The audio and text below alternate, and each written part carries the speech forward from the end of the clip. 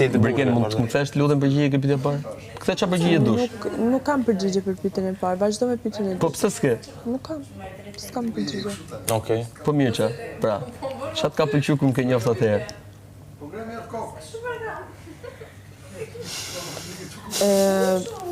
Do me thonë fakti që më ka bën me dal me ty atëherë, o kon do me thonë biseda, atë mënyra se qysh i ke menu, do me thonë qysh i ke menu gjanat, atë mënyra se si i ke pa gjanat, kështu